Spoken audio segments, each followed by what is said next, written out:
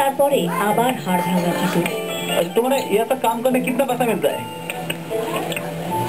75 का कितना पैसा मिलता है? टोकरी हिसाब कितना करके टोकरी 12 रुपया। জানেন এরা কত টাকা পায় এই খাটুনি খেতে? শুনুন ওদের মুখেই। कितना रुपया मिलता है? 12 रुपया मिलता है सारा दिन काम करके। घर में कौन कौन है? मेरा माँ है, दीदी है, दादा है। ये रुपया लेकर तुम क्या करते हो? क्या माँ को देते हो पैसा? माँ को ना बाबा को देते हो? দিনের শেষে রোজগারের পুরো টাকাটাই তুলে দিতে হয় পরিবারের হাতে।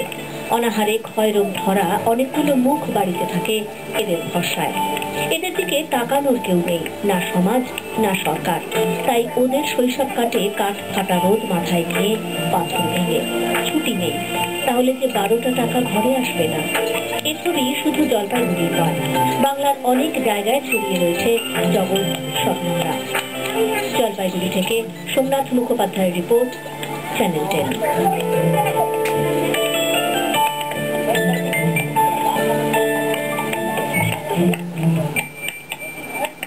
ভাঙতে হবে এই প্রশ্নের জবাব কি দেবে তোমরা?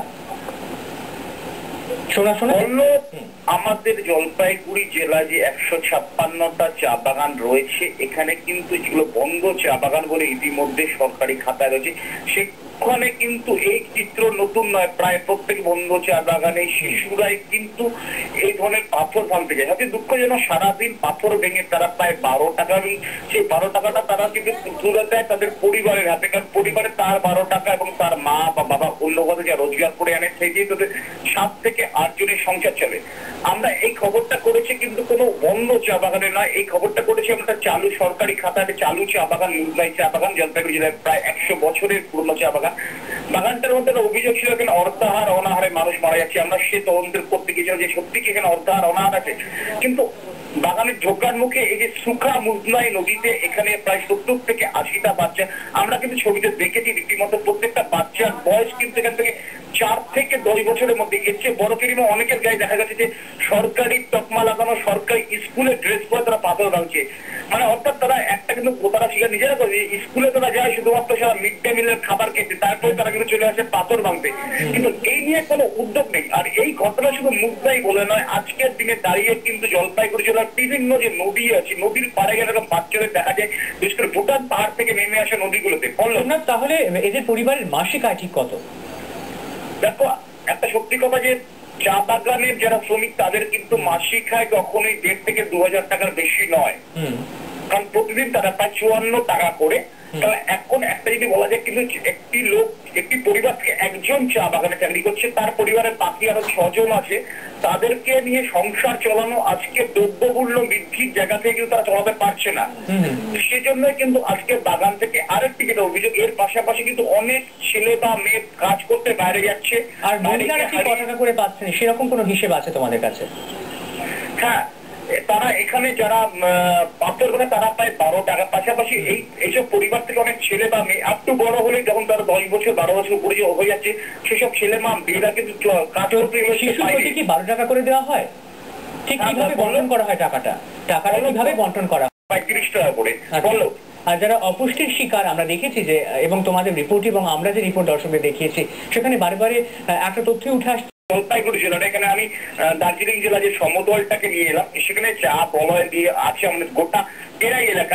মানে টেরাই বলতে আমি এখানে একদম মেচি নদী থেকে জলপাইগুড়ি জেলার আসার সময় সংকোচ নদী অব্দি বলছি, যদিও তিস্তা থেকে সংকোচ যদি ডুয়ার বলে ভাগ করেনি, কিন্তু গোটাই টেরাই এলাকাতে এই ধরনের চা বলয়ের বেশিরভাগ শিশুই কিন্তু আজকে পাথর ভাঙার সাথে যুক্ত হয়ে পড়ছে একমাত্র অর্থনৈতিক কারণে। এবং তাদের যে শারীরিক গঠন এবং তাদের শারীরিক গঠনে কিন্তু বলা যায় অপুষ্টি ও ম্যাল নিউট্রিশনে ভুগছে একদমই। কিন্তু এর কোন রকম ব্যবস্থা আমরা জানি যে সরকারি তরফে অনেক রকম ব্যবস্থা নেওয়া হয়, কিন্তু সেই ব্যবস্থা কার্যকরী হয় না। তবে একটা প্রশ্ন করাই যেতে পারে যে শুধুমাত্র অভাবের তাড়নায় কি তাদেরকে বাধ্য করছে শিশুদের, নাকি দিনের পর দিন এই প্রথা চলে আসছে সেটাই তারা সেই সময় কিন্তু দেখা গিয়েছিল যে প্রচুর বাগানের শিশুরা এখানে তাই যুক্ত হয়ে পড়ছে। কিন্তু পরবর্তীতে ব্যাংক রেজিস্ট্রেশন হয়ে গেল, আবার একটা স্থিতিশীল অবস্থায় আসলে কিন্তু বাগানের বাচ্চারা পড়াশোনা করতে স্কুল যেত, যদিও সেখানে শিক্ষা ব্যবস্থাটা খুবই মান কম ছিল এবং খুব কম ছেলেমেয়েরা স্কুল যেত।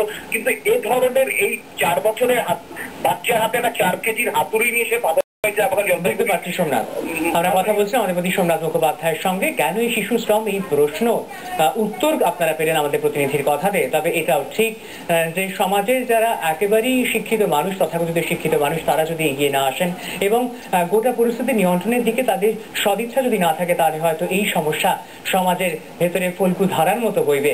এবং এটাও ঠিক যে যারা হয়তো একটা সুন্দর ভবিষ্যৎ পেতে পারতেন, তারা আজকে হাতুড়ি দিয়ে পাথর ভাঙছে এবং এটি তাদের ভবিতব্য হয়ে গেছে।